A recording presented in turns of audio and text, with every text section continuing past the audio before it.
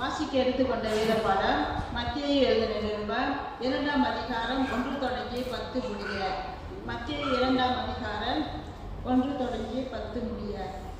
ஏரோது ராஜாவின் நாட்களில் யூதேயாவில் உள்ள பெத்லகேமிலே இயேசு பிறந்த பொழுது கிழக்கிலிருந்து சாஸ்திரிகள் எருசலேமுக்கு வந்து, யூதருக்கு ராஜாவாக பிறந்திருக்கிறவர் எங்கே? கிழக்கிலே அவருடைய நட்சத்திரத்தை கண்டு அவரை பணிந்து கொள்ள வந்தோம் என்றார்கள். ஏரோது ராஜா அதை கேட்டபொழுது அவனோடு கூட எருசலேம் நகரத்தார் அனைவரும் கலங்கினார்கள். அவன் பிரதான ஆசாரியர், ஜனத்தின் வேத பாரகர் எல்லாரையும் கூடி வர செய்து, இயேசுவானவர் எங்கே பிறப்பார் என்று அவர்களிடத்தில் விசாரித்தான். அதற்கு அவர்கள், யூதேயாவில் உள்ள பெத்லகேமிலே பிறப்பார். அது என்னென்றால், யூதேயா தேசத்தில் உள்ள பெத்லகேமிலே யூதாவின் பிரபுக்களில் நீ சிறியதல்ல, என் ஜனமாகிய இஸ்ரவேலை ஆளும் பிரபு உன்னிடத்திலிருந்து புறப்படுவார் என்று தீர்க்கதரிசினால் எழுதப்பட்டிருக்கிறது என்றார்கள். அப்பொழுது ஏரோது சாஸ்திரிகளை ரகசியமாய் அழைத்து நட்சத்திரம் காணப்பட்ட காலத்தை குறித்து அவர்களிடத்தில் திட்டமாய் விசாரித்து, நீங்கள் போய் பிள்ளையை குறித்து திட்டமாய் விசாரியுங்கள். நீங்கள் அதை கண்ட பின்பு நானும் வந்து அதை பணிந்து கொள்ளும்படி எனக்கு அறிவியுங்கள் என்று சொல்லி அவர்களை பெத்லகேமுக்கு அனுப்பினார். ராஜா சொன்னதை அவர்கள் கேட்டு போகையில், இதோ அவர்கள் கிழக்கிலே கண்ட நட்சத்திரம் பிள்ளை இருந்த ஸ்தலத்திற்கு மேல் வந்து நிற்கும் வரைக்கும் அவர்கள் முன் சென்றது. 10வது வசனம். அவர்கள் அந்த நட்சத்திரத்தை கண்டபோது மிகுந்த ஆனந்த சந்தோஷம் அடைந்தார்கள். தேவன் தாமே வசனங்களை ஆசீர்வதிப்பார்.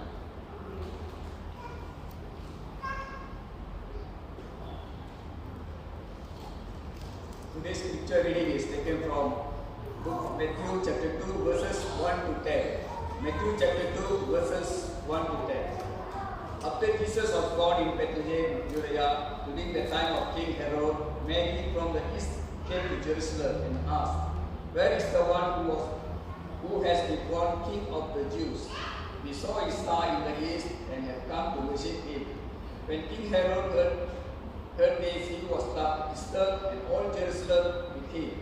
When he had called together all the people's chief priests and teachers of the law, he asked them where the Christ was to be born. "In Bethlehem in Judea," they replied, "for this is what the prophet has written. But you, Bethlehem, in the land of Judah, are by no means least among the rulers of Judah. For out of you will come a ruler who will be the shepherd of my people Israel." Then Herod called the Magi secretly and found out from them the exact time the star had appeared. He sent them to Bethlehem and said, "Go and make a careful search for the child. As soon as you can find him, report to me, so that I too may go and worship him." After they had heard the king, they went on their way, and the star they had seen in the east went ahead of them until it stopped over the place where the child was. When they saw the star, they were overjoyed. Amen. Hallelujah. வேதங்களில் கனவுகளில் வேதங்களில் விளக்குமாறு கேட்டுக்கொள்கிறேன். ஜெபிப்போம். You can place your hands on the Bible as we pray for the scripture and ask the Lord to speak to us. Father, we want to give you thanks for the word. இந்த வார்த்தைக்காக நன்றி.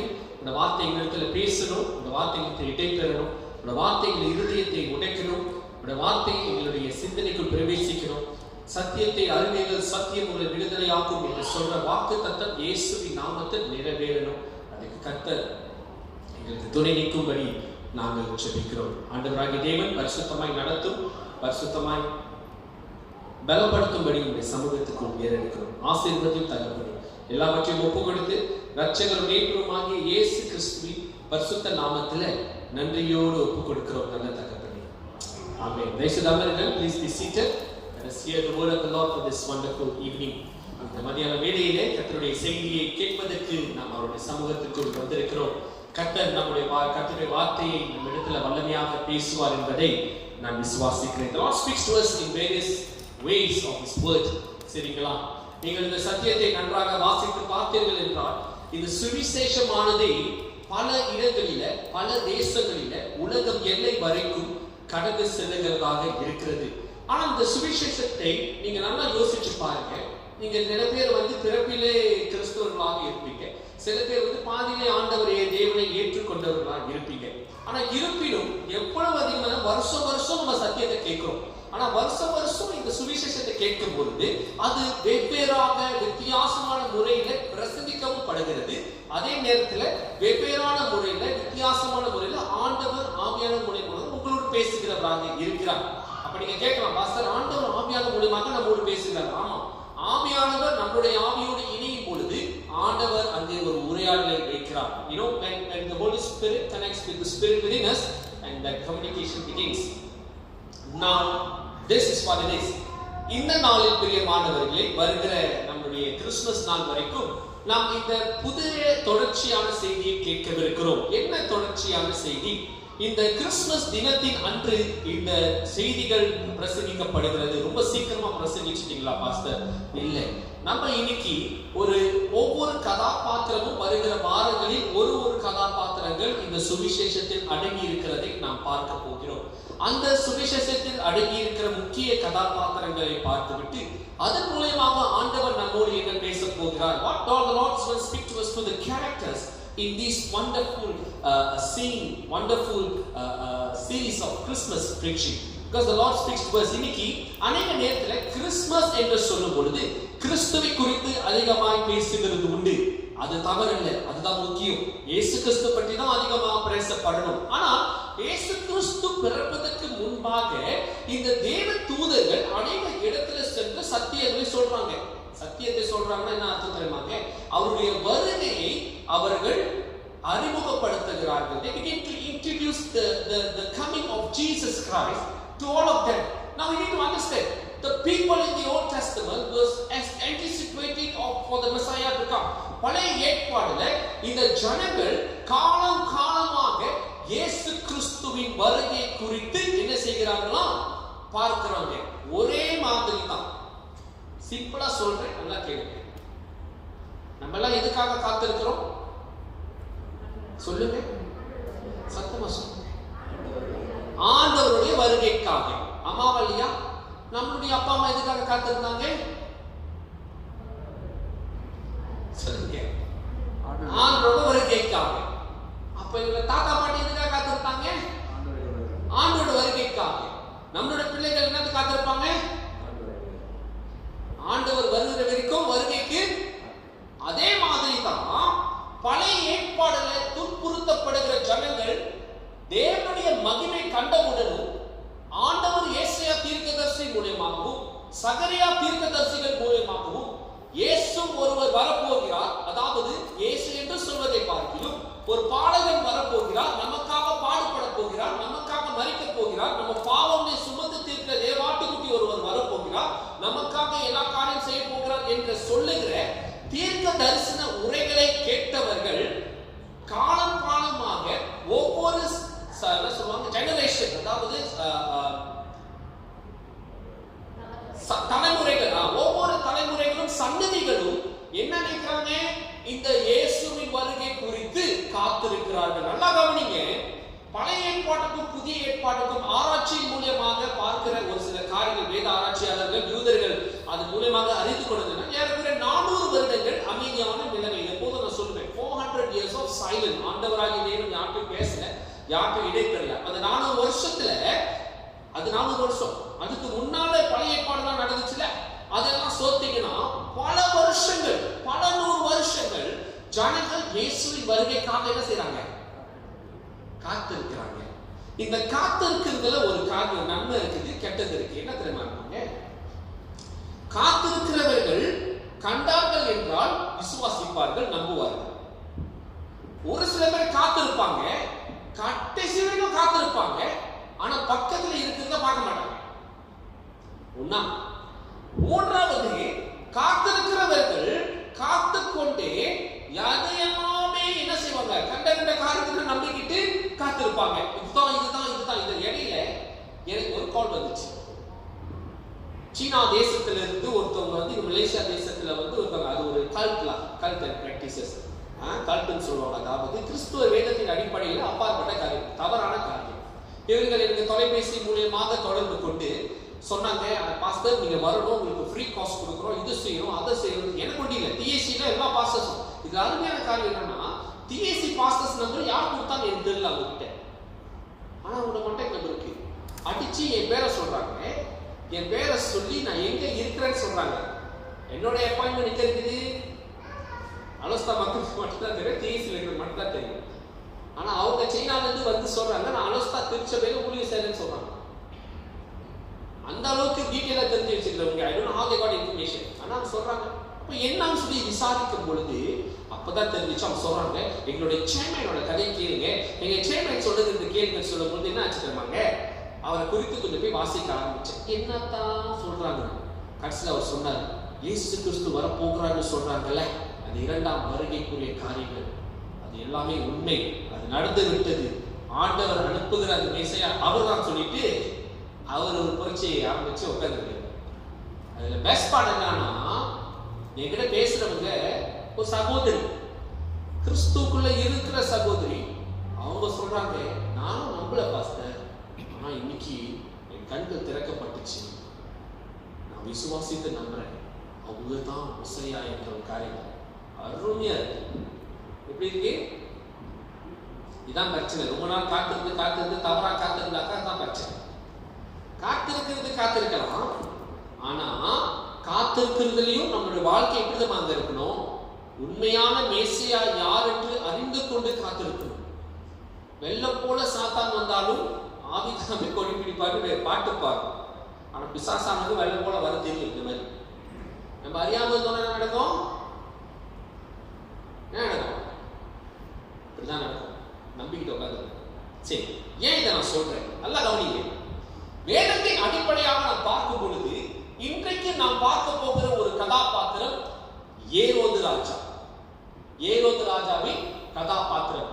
இந்த Christmas தினம் என்று சொன்னாலே நமக்கு ஒரு பெரிய சந்தோஷம். இது காலையில நான் ஏஞ்சோனே ரொம்ப சந்தோஷப்பட்டேன். சரிங்களா? கிறிஸ்துமஸ்க்கு ஒரு பெரிய சந்தோஷம் எனக்கு உள்ளத்துல ஏற்பட்டுச்சு.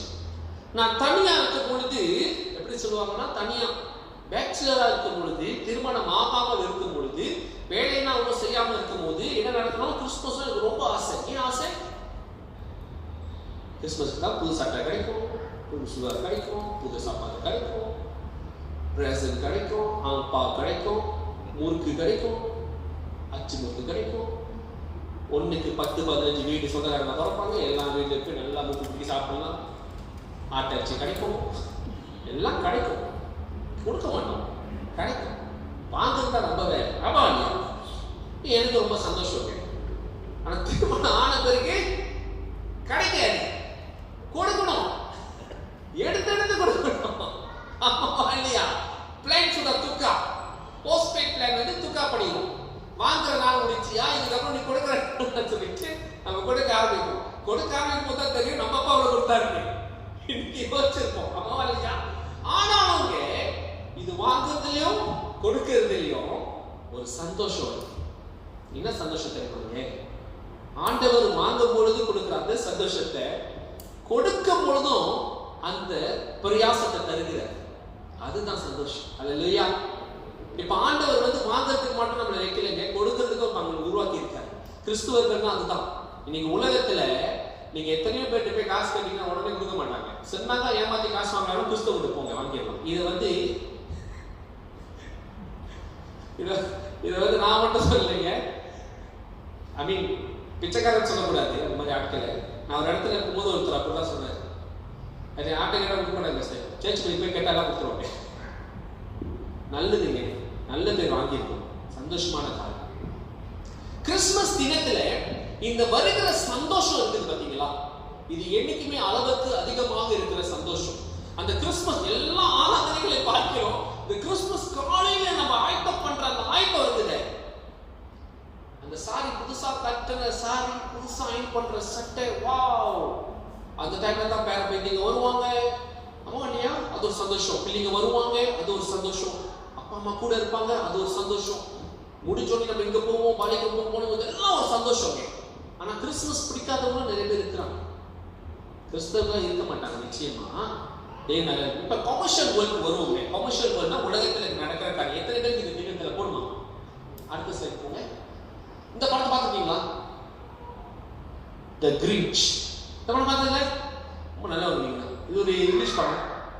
இந்த இங்கிலீஷ் படத்துல என்ன கதைனா, அந்த ஒரு இடத்துல வந்து எல்லாருக்கும் கிறிஸ்துமஸ் பிடிக்கும். இந்த பச்சையா இருக்கிற மனுஷனுக்கு மட்டும் கிறிஸ்துமஸ் பிடிக்காது. அவன் கிறிஸ்துமஸ்னாலே பிடிக்காது. ஏன்னா கிறிஸ்துவ அங்க இருக்கிற கொண்டாடுற அந்த கிறிஸ்துமஸ் கொண்டாடுறவங்க யாரையும் அவனுக்கு பிடிக்காது. அவன் என்ன தெரியுமா, எவ்வளவு அதிகமாக தடைகளை உண்டாக்க முடியுமோ தடைகளை உண்டாக்கி கிறிஸ்துமஸ் அழிக்க பார்ப்பான். ஆனா கடைசி வரைக்கும் என்ன செய்ய மாட்டான், கிறிஸ்துமஸ் அழிக்க முடியாது. கடைசியில் அவனே என்ன செஞ்சிருவான், அவனை மாத்திக்குவான். கிறிஸ்துமஸ்னால அவனே அனுசரித்து கொண்டாட ஆரம்பிச்சான். அவன் வாழ்க்கை மாறிடும். சரிங்களா? அதே போல 2000 வருஷத்துக்கு முன்பாகவே கிறிஸ்துமஸ் பிடிக்காம அழிக்க நினைத்த ஒரு ஆள் யார் தெரியுமாங்க? இவர்தான் ஏரோது ராஜா. ஏரோது ராஜாக்கு ஒரு பிரச்சனை.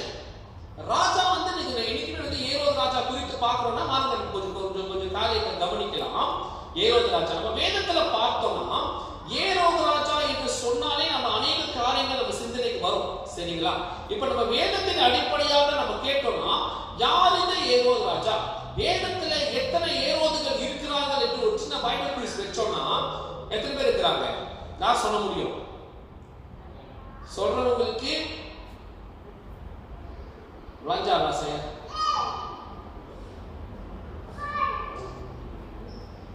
சரி, ஏறக்குறைய 6 ஏரோதுகள் இருக்கிறாங்க. எத்தனை பேர்? ஏரோது ராஜான்னு சொல்றோம்ல, கிங் ஹெரட். எத்தனை கிங் ஹெரட் இருக்காங்க வேதத்துல? 6 கிங் ஹெரட் இருக்காங்க. சரிங்களா? இந்த 6 king Herod, okay, 6 including Herod the Great, and 3 of them were his sons and 2 of them were the great grandsons. அதாவது 3 பிள்ளைகள் 2 பேர பிள்ளைகள் என்று சொல்லப்படுகிறது. ஏனென்றால் தன்னுடைய தகப்பனாருடைய பெயர்களையும் ராஜாவாக இருக்கிறதுனால கிங் ஹெரட் அவருடைய சன்னதிக்கே அவருடைய ஆண் புருஷர்களுக்கு முதல் ஆண் குழந்தைக்கு அந்த பெயரை வெற்றி கொண்டே கடந்து செல்லணும். சோ ஹெரட் 1, ஹெரட் 2, ஹெரட் 3 அப்படி வந்துட்டு இருக்கும். சரிங்களா? இது கிரேக்க ரோமன் டைம்ல இருந்த ஒரு காரியம். ஏன் அதை சொல்றேன்னா, நீங்க வேதத்தை வாசிக்கும் பொழுது இந்த ஏரோது ராஜா இதை செய்தாரு, இந்த ஏரோது ராஜா இப்படி செய்தா சொல்லும் பொழுது நீங்க யோசிக்கலாம், என்னடா இந்த ஏரோது ராஜா 600 வருஷம் 1000 வருஷத்துக்கு வாழ்ந்தாரா அப்படின்னு கேட்கலாம். ஏன்னா யூதாஸ் காரியத் ஜான் தி பேப்டிஸ்ட், யோவான் ஸ்நானகனை கழுத்தறுத்தவனே ஏரோது ராஜா தான். அடுத்த ஸ்லைட் போமா. இத பாருங்க. இல்லம்மா அதுக்கு முன்னால ஓகே, நீங்க பாத்தீங்கன்னா ஹெரட் தி கிரேட் அப்படி என்று நம்ம அந்த வார்த்தை குறித்து ஆங்கிலத்தில் பார்த்தோம்னா மத்தேயு 2ஆம் அதிகாரத்தை நம்ம பார்க்கலாம். ஏனென்றால் அவர் செல்வாங்க, அவர் என்ன செய்வாரு, அவர் கேட்பாங்க, யூதருக்கு ராஜாவா? சாஸ்திரிகளே இங்க வாங்க கூப்பிடுவாரு. யார் இந்த யூதருக்கு ராஜா அப்படின்னு கேட்பார். ஏன்னா இப்போதைக்கு ராஜா யாரு? இப்போதைக்கு ராஜா யாரு? ஏரோது ராஜா மட்டும்தான். யூதருக்கே ராஜானா அப்ப அவர் என்ன சொல்லிக்கிறாரு, என்னடா இது இத்தனை காலமா நான் ராஜாவா இருந்தேன், ஆனா இப்ப எனக்கு இன்னொரு ராஜா பிறந்துட்டாங்க, பிறந்தப்ப ஏமாவும் தான் ராஜாவா, என்னுடைய ராஜ்யத்துக்கு இன்னொருத்தன் யாரு அப்படின்னு சொல்லிட்டு ஏரோது ராஜாவுக்கு ஒரு பிரச்சனை. புரியுது என்ன சொல்றேன்னு? அப்ப அனுப்புறாருல அவர் ஒரு ஏரோது ராஜா. அப்ப ஹெரோட் பிலிப் ஒருத்தர் இருக்காரு. அப்புறம் ஏரோது ராஜா அன்டிபாஸ் இருக்காரு. வேத வசனங்களை நீங்க பார்க்கலாம். சரிங்களா? யோவான் ஸ்நானகனை அவர் கழுத்தறுத்து போட்டது இவர்தான். சரிங்களா? ஹெரோட் அன்டிபாஸ். அப்புறம் ஹெரோட் அகிரிப்பா ஒன்று அப்போஸ்தலர் நடவடிக்கைகள்ல 12ஆம் அதிகாரத்தில் நீங்க பார்க்கலாம். அவர் வந்து யாக்கோப்பையும் பிரதர் ஆஃப் ஜான் யோவானுடைய சகோதரர் யாக்கோப்பை அவர் துன்புறுத்தி கொன்றவரும் அவர்தான். பிறகு ஹெரோட் அகிரிப்பா இன்னொருத்தர் இருக்காரு. அப்போஸ்தலர் நடவடிக்கை 25-26. இதை நான் ஏன் சொல்றேன்னா, நீங்கள் இந்த புத்தகங்களை வாசிக்கும் பொழுது தவறா புரிந்து கொள்ளக்கூடாது. நீங்க இதெல்லாம் கணக்கு பண்ணி பார்த்தீங்கன்னா பல ஆயிரம் வருஷத்துக்கு ஏரோது ராஜா வாழ்ந்திருக்கிறாங்க. ஆனா இதுல பல ஏரோதுகள் இருக்கிறாங்க. இன்னைக்கு நம்ம ஃபோக்கஸ் பண்ண போறது எவர்தான்? ஹெரோட் தி கிரேட்.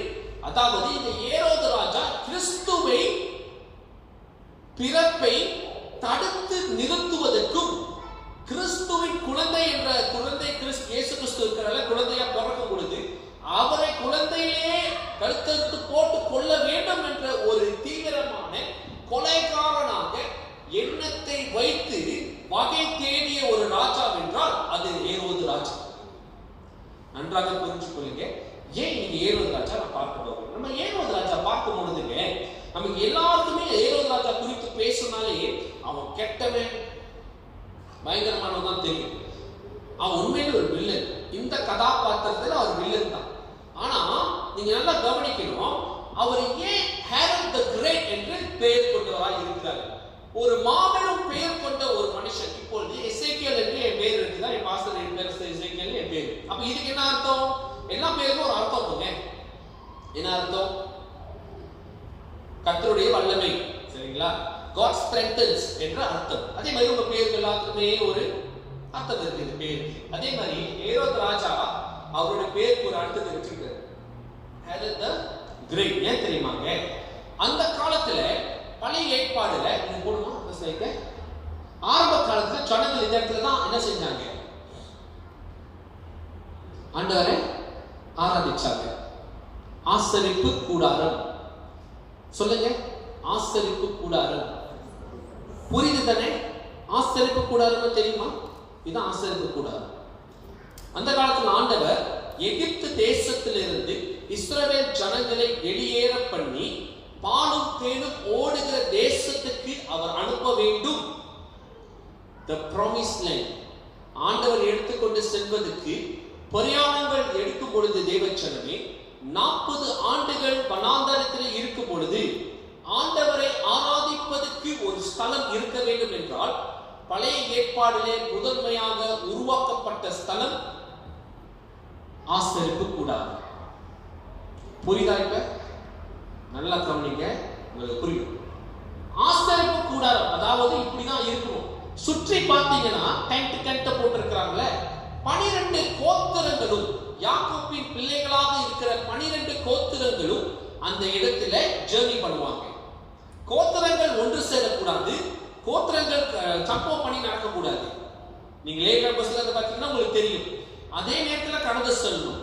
எங்கெல்லாம் ஆண்டவருடைய மகிமை பிரசன்னம் அவர்கள் முன்பாக கடந்து சென்றது. God became the compass. compassனா தெரியுமா? வழிகாட்டியாக இருந்தார். எப்படிப்பட்ட வழிகாட்டியா இருந்தாரு? சின்ன பைபிள் கிளாஸ்ல உங்களுக்கு சொல்லி கொடுத்துருக்கேன். எப்படி இருந்தாரு? பகலிலே மேக ஸ்தம்பம், இரவிலே அக்கினி ஸ்தம்பமாக வழி இருக்கிறார். அப்ப எங்கெல்லாம் கர்த்தருடைய பிரசன்னம் கடந்து சென்று நிற்கிறதோ அந்த இடத்துல ஆசரிப்பு கூடாரம் உருவாக்கப்படும். நல்லா கவனிங்க, இது உருவாக்கப்படும்.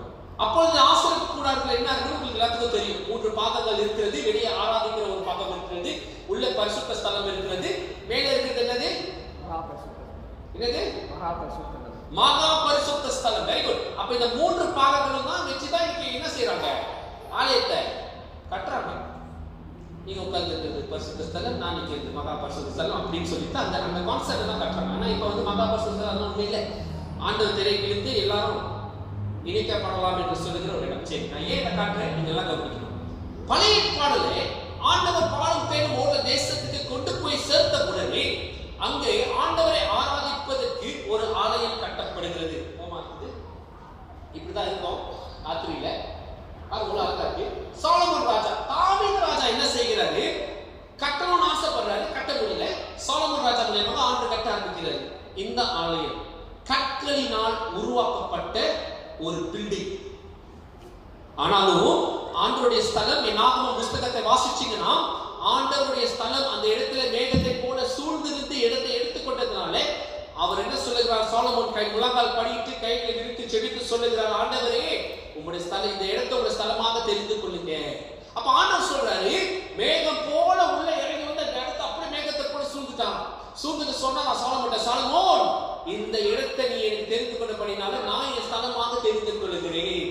அப்படிப்பட்ட பிரம்மாண்டமான ஆலயத்துல கர்த்தர் நியமிச்சாதான் அதுக்கு பேர் ஆலயம். நியமிக்கலன்னா அதுக்கு பேர் என்னது? அந்த வேதத்திலே போட்டிருக்கும். அன்று சொல்வார், நீயும் ஒரு சந்ததியும் பாவம் செஞ்சுச்சுன்னா என்ன நடக்கும்? என்ன நடக்கும்? இந்த ஆலயமே, இந்த ஆலயத்தை விட்டு நான் போயிருவேன்.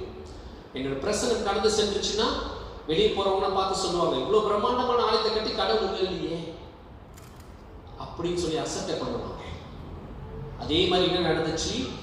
பாவம் அதிகரித்தது, ஆலயம் எடுத்தப்பட்டது. நெபுகாத்நேசர் வந்தாரு. ஆண்டவர் நெபுகாத்நேசரை கொண்டு வந்தார், ஜனங்களை சிறையிருப்புக்கு அனுப்பினார். ஆனா நெபுகாத்நேசர் சும்மா போல என்ன செய்தாரு?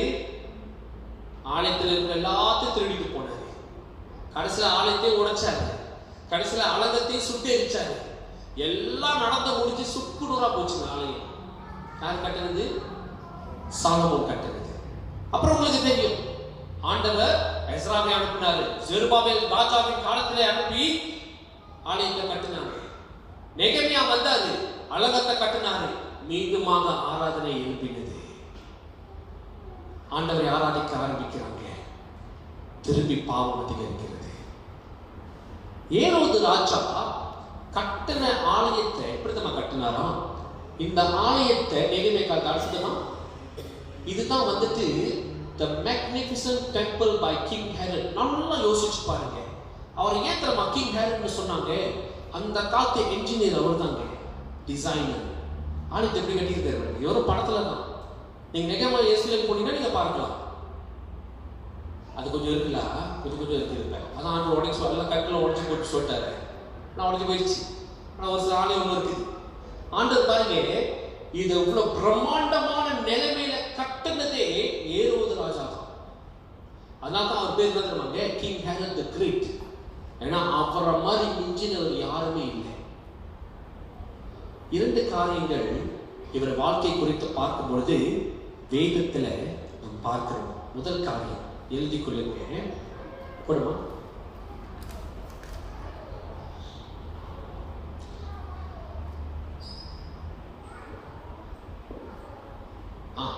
இன்செக்யூரிட்டி.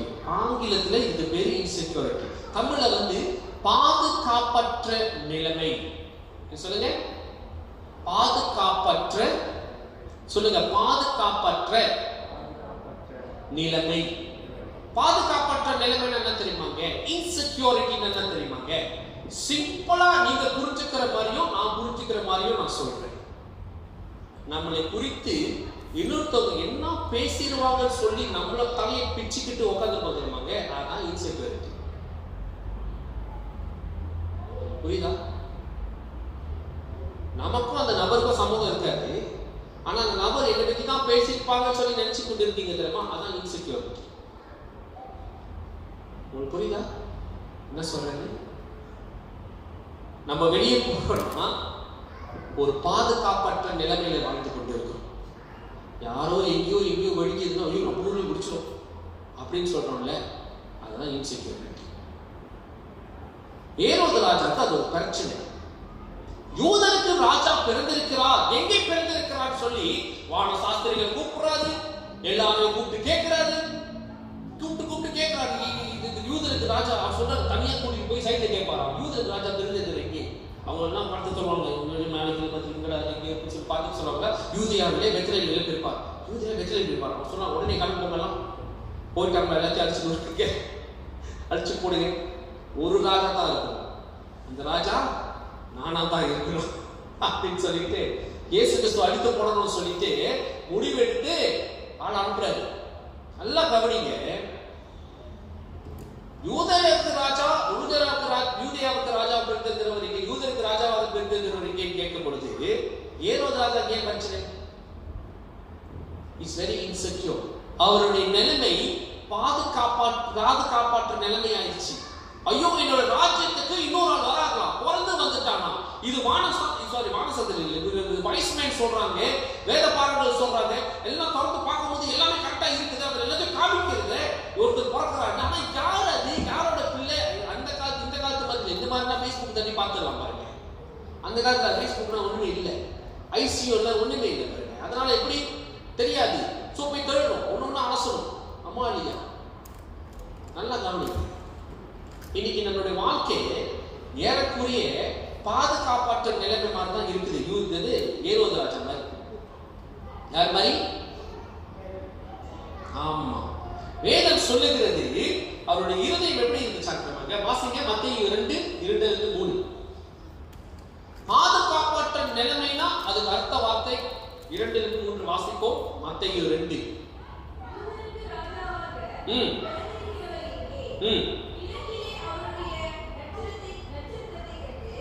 அவரை பணிந்து கொள்ள வந்தோம் என்றார்கள். ஏரோது ராஜா அதை கேட்டபொழுது அவனும் அவரோடு கூட எருசலேம் நகரத்தார் அனைவரும் கலங்கினார்கள். எப்படி இருந்தாங்களா? வேதம் என்ன சொல்லுது? கலங்கினார்கள். கலங்கினார்கள் அர்த்தம், பேனிக் ஆயிட்டாங்க, என்ன செய்யணும் தெரியல. அப்ப கலங்கினார்கள் என்ற வார்த்தைக்கு கிரேக்க மொழியில தராசோ என்று ஒரு வார்த்தை வருகிறது. அதுக்கு என்ன அர்த்தம்? இட் மீன்ஸ் டிஸ்டர்ப்ட், தொந்தரவு செய்யப்பட்ட நிலைமை. அவருடைய சிந்தனை தொந்தரவு செய்யப்பட்ட நிலைமை. அவருடைய சிந்தனை இயேசு கிறிஸ்து ஒருத்தர் பிறந்திருக்கிறார் சொல்லி அவனை தூங்க முடியல, அவனை நிம்மதியா இருக்க முடியல. ஒரு நிம்மதி இழந்து போன சூழ்நிலையில அவன் வாழ ஆரம்பிக்கிறார்கள். ஆண்டவராகிய தேவன் இயேசு கிறிஸ்துவை பயன்படுத்தி செய்ய போகிற காரியத்தை எந்த மனுஷனும் தடை பண்ண முடியல, தடை பண்ணவும் இல்லை. ஏரோது ராஜாக்கு வாழ்கிற வாழ்க்கை எத்தனை நாளைக்கு நமக்கு தெரியாது. ஆனா பிறந்த குழந்தை கிட்ட இருந்து இருக்கிற பிரச்சனை ஒரு பெரிய பிரச்சனை வந்துருச்சு. ஆனா ஆண்டவர் அவருடைய ராஜ்யத்திலிருந்து அவரை தூக்கல. ஏரோது ராஜா தூக்குனார், அவங்க தூக்கல. நல்லா கவனிங்க, தூக்குறாரா? தூக்கல. ஏரோது ராஜா ஆளாதான் இருந்தார், ஆனா அவருக்கு முடியல. இன்னைக்கு என்ன நம்ம பிரச்சனைங்க? இன்னைக்கு நம்மளோட வாழ்க்கையில ஆண்டவர் நம்மளை வைத்திருக்கிற நிலைமை குறித்து, ஆண்டவர் வைத்தார் என்ற நிலைமை குறித்து நமக்கு கூட விசுவாசம் கிடையாது. அந்த நிலைமையில ஆண்டவர் உயர்த்தி வைக்க முடியும். இன்னைக்கு நம்ம என்ன நம்ம வருத்தப்பட்டு இருக்கோம்? பிறனால நம்ம வாழ்க்கை அழுகணும் சொல்லிட்டு சிந்திச்சு கொண்டு இருக்கோம். கொரோனா சைட்ல விடுங்க, அது வியாதி, அதை விட்டுருங்க. இன்னைக்கு நம்மளோட வாழ்க்கையே அப்படிதான் இருக்குது. பிறர் என்ன பேசிடுவாங்க, பிறர் என்ன சொல்லிடுவாங்க, மற்றவங்களால நமக்கு நம்ம பாதிப்பு, மற்றவங்களால நம்ம வாழ்க்கை அழுந்துடும். பாஸ்டர் அவங்க சாப்பிட்டாங்க, பாஸ்டர் இவங்க சாப்பிட்டு ஏதான் காலம் ஃபுல்லா உள்ள இருக்கிற ஆண்டவரை பார்க்க மாட்டோம். வெளியே நடக்கிற காரியத்தை தூக்கி இங்க தலையில் வச்சுக்கோங்க. அப்ப உள்ள இருக்கிற ஆண்டவரோட மகிமை எப்படி நமக்கு தெரியும்? எப்படி தெரியும் சொல்லுங்க? தெரியாது. அம்மாவா இல்லையா? இன்னைக்கு ஒரு சின்ன காரியம் நடந்தாலே கலங்கி போயிடும். ஏரோது ராஜா மாதிரி உட்காந்து யோசிக்க கூட திறமை இல்லை, திறமை கலங்கி போயிடும். என்னையும் உட்பட சொல்றீங்க, மாஸ்டர் பசங்க உங்களுக்கு ஒன்றும் இல்லை, என்னையும் உட்பட சொல்றேன், சரிங்களா? நானும் யோசிப்பேன், சில நேரத்தில் என்ன ஆண்டவரே இந்த மாதிரி காரியம்லாம் அனுமதிக்கிறீங்க, ஏன் ஆண்டவரே இந்த மாதிரி சூழ்நிலை வருது? மனுஷனா இருக்கும் பொழுது நம்மளோட சிந்தனை அப்பதான் போகும். ஆனா வேதத்தை நம்ம வாசிக்க வாசிக்க வாசிக்க வாசிக்க வாசிக்க நமக்குள் இருக்கிற காரியத்தை நம்ம எழுதுவோம். ஆண்டவர் நம்ம விட்டு போவே இல்லையே, அங்கேதான் வச்சிருக்கிறாரு. நடக்க போகிற காரியத்தை குறித்து நம்ம யோசிக்கிறோம், அதை நம்ம கர்த்தர் கருத்துல கொடுக்க நினைக்க மாட்டோம். நம்ம என்ன நம்ம மறந்துறோம்? கடந்த நாட்கள்ல இதே மாதிரி பிரச்சனை நடக்கும் போது என்னோட ஆண்டவர் தான் விடுவிச்சார். அதே ஆண்டவர் தான் இன்னைக்கு விடுக்க போறாரு. ஒரு ஆமீனவே கிடைக்கிறது, அதாங்க உண்மை. ஆனா நமக்கு அது தெரியாது. தற்காலிகமான நேரத்துல சீக்கிரமா ஒரு அற்புதம் நடக்கணும், அது நம்ம இடத்துல நடக்காது. ஏன் நம்ம ஆண்டவர் அவர் டைம் பண்ணி தான் செய்வார். சில நேரத்தில் சீக்கிரமா நடக்கும், உடனடியாக நடக்கும், சில நேரத்தில் காத்திருந்து நடக்கும். உங்களுக்கு புரியுதா சார்? ஆனா நமக்கு கலங்குற சூழ்நிலை எப்படி நமக்கு ஏற்படும்? உடனடியாக ஏற்படும். கலங்குற மனுஷனால அப்படிதான் இருக்குவாங்க. ஆனா வேதம் நமக்கு கற்றுக் கொடுக்கிறது, ஏரோது ராஜா இருந்து நம்ம கற்றுக் கொடுக்கிற இந்த பாடம் நமக்கு, நம்ம இன்செக்யூரா இருக்கக்கூடாது, பாதுகாப்பாற்ற நிலைமையில் என்னைக்குமே இருக்கக்கூடாது. ஏனென்றால் நம்மளை பாதுகாக்கிறவர் சர்வ வல்லமை தேவன். ஏரோது ராஜாவோட வாழ்க்கையில ஆண்டவர் இல்லை, ஆனா நம்ம வாழ்க்கையில ஆண்டவர் இருக்கிறாருங்க. நம்மளை படைத்த ஆண்டவர் இருக்கிறார். என்னுடைய வாழ்க்கையை செம்மையாக்கின ஆண்டவர் இருக்கிறார்.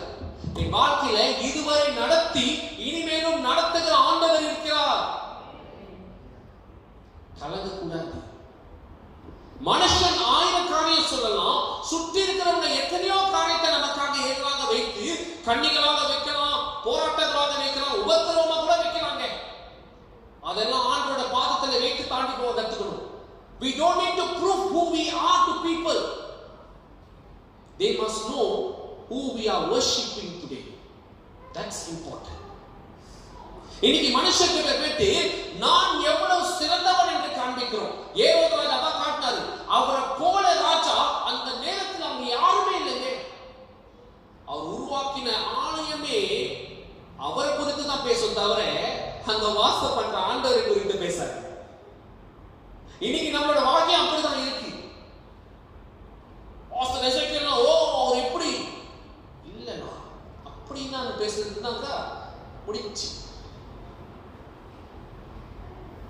பாஸ்டர் எசேக்கியேல் அப்படி இருந்தாலும் ஆண்டவர் பயன்படுத்தி என்னென்ன செய்யறாரு பார்த்தீங்களா? அதுதாங்க ஜனங்கள் பேசணும். இன்னைக்கு சத்தியத்தை பிரசங்கிக்கிறதுக்காக ஊர் ஊரா போறோம், அவசியமே கிடையாது, அவசியமே இல்லை. அவனே சொல்றேன், சுவிசேஷத்தை எப்படி நம்ம பிரசங்கிக்கணும்? உங்களோட வாழ்க்கையில பார்த்து அது தானாக வெளிப்படும் போது ஜனங்களுக்கு தெரியும், இவங்கன்னா கிறிஸ்தவங்களை பத்தியா இவங்க மாதிரி தான் இருக்கணும். அந்த உதாரணத்தை விட்டுட்டோம். அப்ப எப்படி சத்தியத்தை சொல்றது? பக்கத்து வீட்டுல தமிழவங்க இருப்பாங்க, சீனவங்க இருப்பாங்க, ஆனா இந்த வீட்டுக்குள்ள போராட்டமே அங்கதான் அதிகமா இருக்கும். அந்த வீடு விட சண்டை கூட நம்ம தான் விழிப்பிடிப்போம் முத.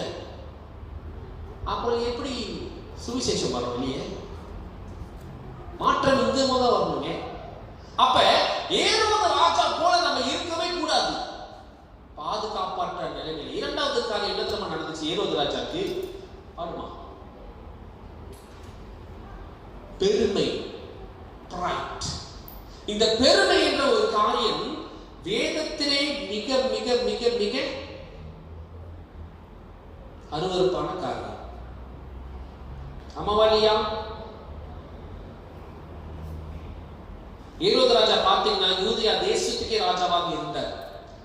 அவருடைய உருவாக்கப்பட்ட நிலைமைகள் எல்லாமே பார்த்தீங்கன்னா அவருக்கு அவ்வளோ ஒரு பிரச்சனை உள்ளத்துல. என்ன நம்ம செய்தாரு? 2 வயசுல இருக்கிற எல்லா குழந்தையும் சாப்பிடுச்சார். அம்மாலியா ஒரு பெரிய கொலையை உருவாக்கின ராஜா அவர் தான்.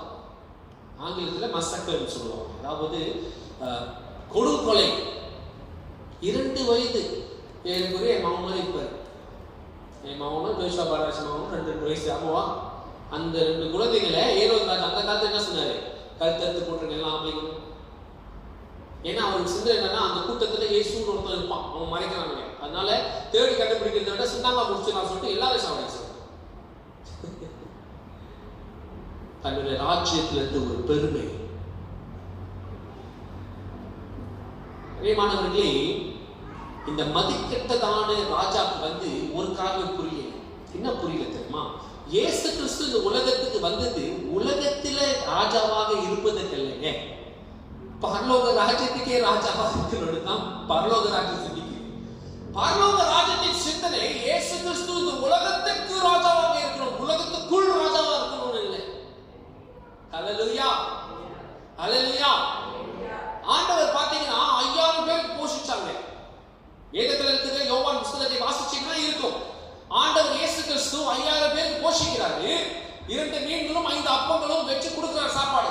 சாப்பிட்டு முடிச்ச பிறகு மனுஷனோட மூளை வந்து மந்தமா போய் என்ன சொல்லிட்டான்? நல்லா யோசிச்சு பாரு, அடுத்த எலெக்ஷன் ஒரு பிரசிடென்ட் பிரைம் மினிஸ்டரா போட்டா இவ்வளவு யோகா இருக்கும். நம்ம இந்த காலத்துல யோசிச்சோம் அந்த மாதிரி, அந்த காலத்துல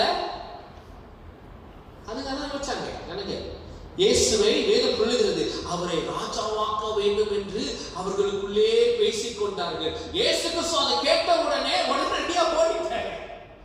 உனக்கு சாப்பாடு தான் கொடுத்தேன், உன் மேல சாப்பிட்டு பேசாம இருக்கணும், அது உனக்கு என்ன ராஜா ஆக்கணும் நீயே யோசிக்கிற? என்னுடைய சித்தங்கள் எல்லாம் பிதாவின் சித்தத்தை நிறைவேற்றினையா, நீ ராஜாவா சொல்றதுனால நான் ராஜாவாக போறது இல்லை. நான் ராஜாவாக வேண்டியது இந்த உலகத்துக்கு, உலகத்துக்குள் இருக்கிற உனக்கு இல்லை.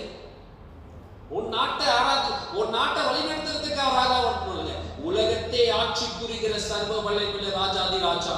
அல்லேலூயா. அப்படிப்பட்ட ஒரு ஆண்டவர் நமக்குள்ள வாசப்படார். ஆனா ஏரோது ராஜாக்கு அவ்வளவு பெருமை. இன்னைக்கு பரலோகத்திலிருந்து ஆராதிக்கிற தூதன் விழுந்த முதல் காரணம் என்ன தெரியுமாங்க? என்னது? பெருமை. ஆண்டவருடைய இடத்தை நான் எடுக்கணும் அப்படின்னு சொல்லிட்டு அவனுக்கு படைத்த நோக்கம் என்னது? ஆராதிப்பதற்கு. ஆனா அந்த படைத்த நோக்கத்தை விட அவன் அதிகமா யோசித்து அதிகமா செயல்படணும் என்ற ஒரு எண்ணம் இருந்ததுனால பூமிக்கு ஆண்டவர் அவனை தள்ளி விட்டார். இன்னைக்கு அவனை பார்க்கணும் நம்ம எல்லாம் சிறந்தவர்கள். ஆமாவா இல்லைங்க? ஆண்டவர் நம்மளும் பாவம் தான். அவன் ஒரு பாவம் செஞ்சு கீழே விழுந்துட்டான். நம்ம தான் டெய்லி செஞ்சுட்டு இருக்கோமே, நிமிஷத்துக்கு ஒரு பாவம் செய்யணுமே. மேனு காட்டே இருக்குதுங்க, சின்ன பாவம் பெரிய பாவம். ஆண்டவரே, நான் பார்த்து பார்க்காத பாவம், அறிந்தும் அறியாமல் செய்த பாவம். அது நான் அறியாமல் செய்த பாவம், எல்லாம் அறிஞ்சு செஞ்ச பாவம் தான். இத்தனை காலமாக இருக்கும் அந்த தப்பு நமக்கு தெரியாது, பொய் சொல்றதுன்னு தெரியாது. சின்ன குழந்தை பொய் சொன்னா நான் அடிக்கிறோம், நம்ம பண்ண பொய் சொல்றோம். அதான் நானும் அடிக்க ஆள் இல்லை, மேல இருந்து அடிக்கிறது வாங்கிட்டு உட்கார தான் வாழ்க்கை. இல்லைங்க, உண்மையை சொல்றேன், வேதத்தில் இருக்கிற ஒரு காரியம். இன்னைக்கு ஆண்டவர் உங்களையும் என்னையும் அதிகமாக நேசிக்கிறதுனால பெருமை என்ற காரியம் உள்ளத்தில் பிரவேசிச்சாலும், இன்னைக்கு விழுந்தாலும் நாளைக்கு விழுந்தாலும் நாளைக்கு விழுந்தாலும் ஆண்டவர் இன்னொரு வாழ்வாண்மை கொடுத்து நம்மளை தூக்கி எடுக்கிறாருங்க. அந்த அன்பு தாங்க இயேசு கிறிஸ்து இன்னைக்கு உலகத்தில் பிறந்ததுனால கிடைச்சிச்சு. ஹல்லேலூயா, ஹல்லேலூயா. எத்தனை முறை அவரை அவமானப்படுத்தி இருப்போம், எத்தனை முறை ஆண்டவர் பேச சொல்லாத இடத்துல நம்ம பேசியிருப்போம், எத்தனை முறை நம்மை வெளிப்படுத்துவதற்கு ஆண்டவர் ஆவியின் கனிகளை வெளிப்படுத்த வேண்டும் என்று எத்தனை முறை அவர் வெளிப்படுத்த வைத்திருப்பாரு. அதெல்லாம் ஓரம் கட்டி வச்சுட்டு நம்ம தான் ஹீரோ மாதிரி நின்றோம். என் வாழ்க்கையும் அதே தான். ஆமாவா இல்லையா? ஆனா ஆண்டவர் அப்ப என்ன நம்ம செய்தாரு? பரவாயில்ல, மன்னிப்போம், அனுசரிப்போம். அவனும் என் மகன் தான், அவனும் என் மகன் தான். பிசாசானது கூட சான்ஸ் கிடைக்கல, நமக்கு சான்ஸ் கிடைக்குதுங்க. அல்லேலூயா. இதுல சந்தோஷப்பட வேண்டிய காரியம் இருக்குது, ஆண்டவருடைய கிருபை. ஆனால் அதுலயும் அவமானப்பட வேண்டிய காரியம் என்ன தெரியுமாங்க? இன்னும் மனுஷன் மாறல. தமிழ்ல பாட்டு இருக்குது, ஒரு பாட்டு, அந்த நாள் முதல் இந்த நாள் வரை எல்லாம் மாறிடுச்சு, மனுஷன் மட்டும் இயேசு வந்துட்டாரு, சிலுவையில் அழைத்தாரு, இரண்டாம் வருகைக்கு காத்திருக்கிறோம். ஆண்டவர் பாஸ்டர் ஆயத்தமா இருக்கிறோமா? ஆயத்தமா இருக்கிறோமா? திடீர்னு சத்தம் கேட்டுச்சுன்னா ஆயத்தமா இருக்கிறோமா? கொரோனா வருதுக்கு முன்னால ஆயத்தமா இருந்தோம், வேக்சின் கண்டுபிடிச்ச உடனே ஆயத்தமா முடிச்சு. ஆமா இல்லையா? இப்ப ஒமரிக்கான் இன்னொரு ப்ராப்பரான வந்திருக்கு, இப்ப திரும்பி ஆயத்தப்படுத்துறோம். ஆண்டவர் வருகை. நாளைக்கு அதுக்கு ஒரு மருந்து கண்டுபிடிச்சிட்டாங்கன்னா திரும்பி பழைய மொழி கதை தேடி கதையில ஓடிடும். கண்டுபிடிச்சிட்டாங்க. பிரியமானவர்களே, ஏரோது ராஜோட வாழ்க்கையில் இருந்த பெருமையினாலே அந்த வாழ்க்கையை அழிஞ்சு போச்சு. இன்னைக்கு நம்மளோட வாழ்க்கையில அந்த பெருமை இருந்தாலும் ஆண்டவர் நமக்கு ஒரு வாய்ப்பை தந்திருக்கிறார். Never take that for granted. அந்த காரியத்தை உதாசீனப்படுத்தி விடாதீர்கள். பிரியமானவர்களே, நாம் ஆராதிக்கிற ஆண்டவர் இன்னைக்கு இருக்கிறோம், நம் உள்ளத்தில் இருக்கிறார். யாக்கோபு அழகா சொல்றாரு, நீ ஆராதிக்கிற அதே உதடுல தான் பாவம் செய்கிறேன்னு சொல்றாரு. யாக்கோபு புஸ்தகத்தில் இருக்குதானே? அது எவ்வளவு ஆழமான ஒரு வார்த்தை தெரியுமாங்க. நம்ம கோபத்துல எல்லாரும் பேசுறது உண்டு, என்னையும் உட்பட. சரிங்களா? நான் ஒரு பாசம், நம்ம எல்லாரும் கோபத்துல சில நேரத்தில் வார்த்தைகளை விட்டுருவோம், கோபத்துல பேசுகிற காரியம். சரிங்களா? ஆனாலும் சிந்திச்சு பாருங்க, இந்த கோபத்தினால் வருகிற காரியத்தின் மத்தியில ஆண்டவர் முன்னுக்கு நிக்கிறாருன்னா அவர் எப்படி யோசிப்பாரு?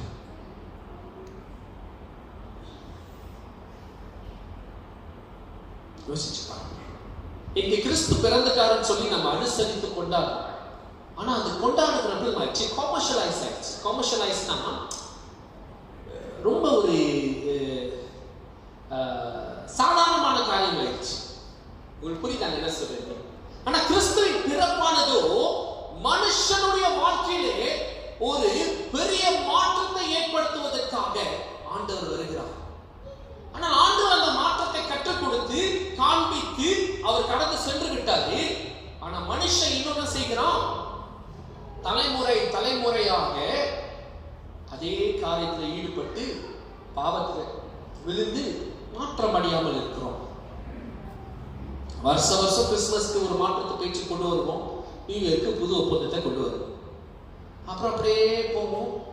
நடு மாசமா இல்லை, ஒரு 3ஆம் மாசம் அழுவோம். 40 நாள் உபவாசத்துல அப்படியே உருகி அழுது எல்லாம் செய்து வெள்ளிக்கிழமை ஆராதனையில, பெரிய வெள்ளி ஆராதனையில வந்து அழுவோம். ஞாயிற்றுக்கிழமை சந்தோஷமா இருக்கும், திரும்பி திங்கக்கிழமை ஆரம்பிச்சிடும். நான் புதுசா சொல்றேன்னு நினைக்காதீங்க, நம்மளோட படத்தை தான் ஓட்ட போறாரு. 2ஆம் வருகை வருது. நான் என் மனைவிட சொல்லுவேன், ஐயோ வாலிப பெரிய இடத்துல ஆண்டவரை ஏற்றுக்கொண்டோம், ஆனா ஆண்டவரை முழுமையாக ஏற்றுக்கொண்டு அப்படியே ஆலயத்தில் இருந்தா பரவாயில்லையே, ஆண்டவர் படத்தெல்லாம் போட்டு காட்டுவேன்னு சொன்னாரா? என் படம்லாம் போட்டு காட்டினா எத்தனை வருஷம் எடுக்க முடியுதுக்கு அப்படின்னு சொல்லி தான் யோசிப்பேன். நீங்க என்ன பண்ணாலும் நான் கெட்டவன், ஆண்டவர் என்னை மாற்றி உள்ளிட்டு கொண்டு வந்திருக்கேன். சில நேரத்தில் எனக்கு மனசு வேதனையா இருக்கு. ஏன் ஆண்டவர் இந்த வாழ்க்கையை நான் வாழ்ந்தேன்? ஏன் ஆண்டவர் இப்படிப்பட்ட இதுல எந்த ஒரு ஒரு ஒரு ஒரு நன்மையான காரியமே இல்லையே. மனுஷ பார்வையில் அது ரொம்ப கம்பீரமா இருந்துச்சு, ஆனா உங்களோட பார்வையில் அதெல்லாம் குப்பையா இருந்துச்சு. ஆண்டவர் வாழ்க்கை மாறணுங்க. இன்னைக்கு நம்மளோட வாழ்க்கையில பெருமை என்ற ஒரு காரியம் இருக்கிறதுனா இந்த வருஷத்தோட அதை குழி தோண்டி புதைச்சி அதை விட்டு விலகுங்க. நான் உங்க சொல்ற நிலை கேளுங்க. மனுஷனுடைய பார்வையில நம்ம விழுந்து போனாலும் கர்த்தருடைய பார்வையில நம்ம பொக்கிஷம் விழுவோங்க. அதுதான் முக்கியம். You don't need to prove to men. மனுஷன் இடத்துல நம்ம கடவுளுடைய வேலை செய்யணும்னு அவசியமே கிடையாது. ஆண்டவர் சொல்றாரு, the vengeance is, revenge is mine. Tamil எப்படி வரும்? அது ரோமர் புத்தகத்தில் சொன்னாரு, பழி வாங்குதல் என்னுடையது. உனக்கு ஒண்ணு செஞ்சாக்கா எப்படி உங்க அப்பா சும்மா இருக்க மாட்டாரோ அதே மாதிரி நம்ம உருவாக்கின அப்பா சும்மாவே இருக்க மாட்டார். நம்ம அடினா பிஸ்கோத் அடிங்க, நம்ம அப்பா இறங்கிட்டாருன்னா அவ்வளவுதான் ஓடிச்சு. அதனால அவர் கையில் ஒப்பு கொடுத்துட்டு அப்பா நீங்க காத்துங்கப்பா சொல்லிட்டு போயிடும். நம்ம நிம்மதியை கெடுத்துக்கவே கூடாது. நான் வாழ்க்கையில் ஒரு சூழ்நிலை கடந்து செல்லும் பொழுது ஒரு போதகர் என்னோடு வந்து பேசினார். அப்ப அந்த போதகர் என்கிட்ட ஒரு காரியம் சொன்னார். நான் அதை குறித்து தூங்க முடியாம கஷ்டப்பட்டுக்கிட்டு அழுதுகிட்டு புலம்பிக்கிட்டே கிடந்தேன். அவர் கேட்டாரு, ஏன்பா ரொம்ப பாரமா இருக்கா? ஆமா பாஸ்டர், ரொம்ப பாரமா இருக்கா. நான் ஊழியத்தில் இருக்கிறேன், அப்ப படிச்சுட்டு இருக்கேன் எஸ்பிஏல. ஒரு சூழ்நிலை ரொம்ப பாரமா இருக்கு பாஸ்டர். அப்ப பாஸ்டர் சொன்னாரு, அப்ப ஏன்பா தூக்குறேன், இறக்கி வச்சுறேன். நான் யோசிச்சேன், இது நல்லா இருக்கேன், நான் ஏன் தூக்கிட்டு சுத்திக்கிட்டு இருக்கிறேன், இறக்கி வச்சிடலாம் சொல்லி இறக்கி வச்சேன். ஆண்டவர் பாதத்துல உடனடியா ஒரு மாற்றம் உள்ளத்துல ஏற்பட ஆரம்பிச்சிச்சு. அப்ப அவர் ஒரு காரியம் சொன்னாரு, என்னைக்கெல்லாம் நீ சுமத்துக்கணும் சொல்லி நீ சுமக்கிறியோ அப்பெல்லாம் ஆண்டவர் செய்யறதுக்கு நீ தான் தடை பண்ற. ஆனா என்னைக்கு நீ சுமக்கிறத இறங்கி வச்சியோ அதுக்கப்புறம் ஆண்டவர் அதை சுமந்து செய்ய வேண்டிய காரியத்தை செய்திருவார். இப்ப நீ செய்யணும்னு நினைக்கிறியா, ஆண்டவர் செய்யணும்னு நினைக்கிறியா? ஆண்டவர் செய்யணும்னு நினைக்கிறேன். அப்ப என்னைக்குமே தூக்காத, இறக்கி வச்சுக்கிட்டே ஆண்டவர் பார்த்துக்குவார். அந்த ஒரு வார்த்தை மனசுல ஒட்டிக்கிட்டு மாத்தனுச்சுங்க. கஷ்டமோ நஷ்டமோ வலியோ வியாகுலமோ வேதனையோ ஒப்பு கொடுங்க. பெருமையாக நான் செய்ய முடியும், நான் தீர்க்க முடியும், ஹீரோ வேணா அவன் செய்வேன், ஆண்டவர் பார்த்துக்குவார். அதுக்குதான் இயேசு கிறிஸ்து பிறந்தாரு. வருத்தப்பட்ட பார சுமக்கிறவர்களே என் இடத்துல பாருங்க, உங்களுக்கு நான் இதை பார்த்து தரேன்.